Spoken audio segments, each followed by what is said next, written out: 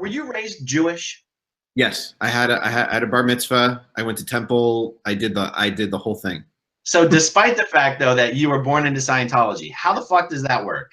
Oh, it's so fucked up. So, okay, my dad's parents were Orthodox Jews. So Scientology was our real religion, but Judaism was this thing that we did just to sort of appease our grandparents. You know, when I was still in the family, we still celebrated Hanukkah. We had Shabbat dinners on Friday night at my parents' house nearly every single week. It was more of like a traditional thing. Like we didn't really pray or anything like that. But when we did go to temple for the high holidays or when I had my bar mitzvah, you know, it was sort of like, this is just this chore that you have to do to keep grandparents who are super Orthodox Jew.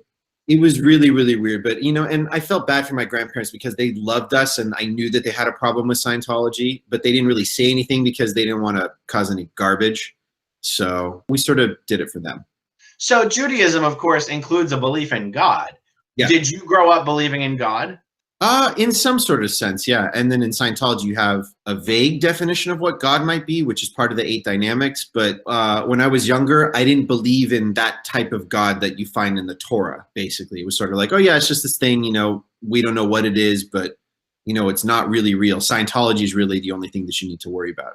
Did your parents ever say one way or the other, the Torah is true, the Torah is not true? They never said that, but when I got to OT3 and when everybody gets to OT3, you learn that the majority of this of stuff that is written in the Bible, those stories are part of that implant that you get at 75 million years ago. You get God and you get Jesus and you get the devil and like all this other biblical, you know, shit. It's all made up stories. It's all part of the implant. So LRH said that the Torah is garbage, the Old Testament, the New Testament, whatever testament you want, it's all part of an implant. Right. So based on these false electronically implanted memories that we all have in common, we have as a human race, we create these stories and legends and parables based on the implanted memories we all have in common. Is that how you take it? That's how I took it. Yeah, that's absolutely how I took it. So, and I sort of thought the same thing because that's what my parents never said it openly, but that's how they sort of treated it. So it was just kind of this thing like, well, you can just sit there and, you know, you can do the Jewish prayers or do whatever you want because you learn them as part of your bar mitzvah, but you never really got any spiritual sustenance out of it. The only spiritual enlightenment that you will ever get is with Scientology, is what they told me. Interesting. Because we just went through the holidays, on the supporters of Leah Remini page, people are always asking, why do Scientologists celebrate Christmas? Why do Scientologists celebrate Christmas? Yeah. And I'm like, why does any American who doesn't believe in God celebrate Christmas? But I tried to explain, there's 2 kinds of Scientologists. Those who celebrate Christmas and those who celebrate Hanukkah. Exactly.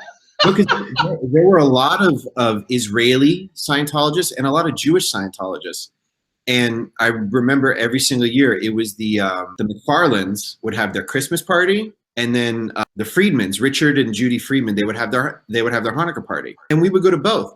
Sue McFarland died a couple of years ago, I think. They would have the Christmas party. They were big Scientologists. They did the survival insurance thing, and then the Friedmans would have their Hanukkah party, and we would go to both.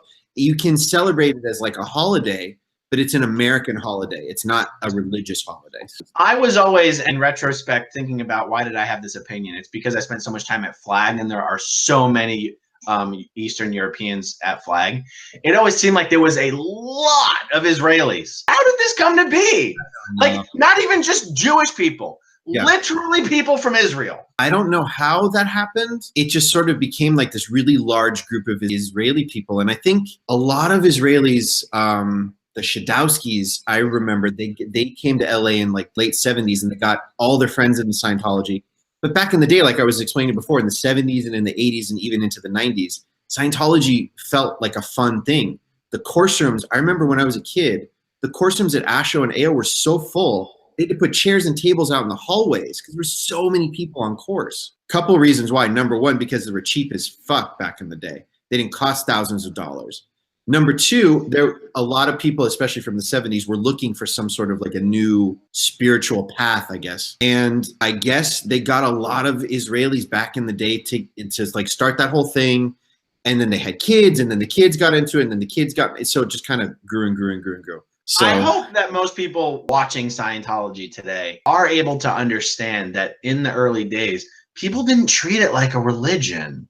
no, It was like a new age self-help thing. And that's one of the reasons why people who, let's say, were truly raised Jewish in Israel, like truly Jewish, it wasn't like they had to get over some huge religion hurdle in order to start getting involved in Scientology. You pick up a book and you start reading it and you're like, yeah, this seems kind of, let me try some of this auditing stuff.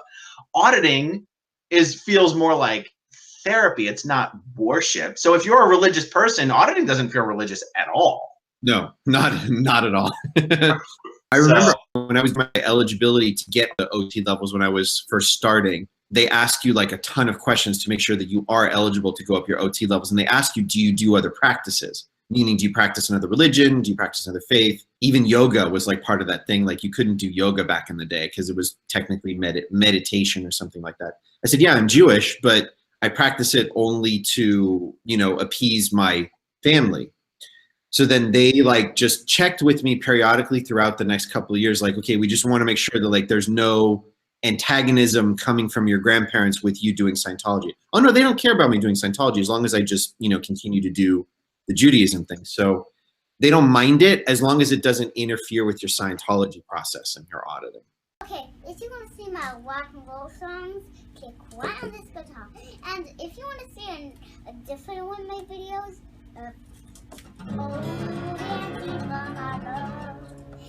then you could click right inside here. If you have subscribed or not, subscribe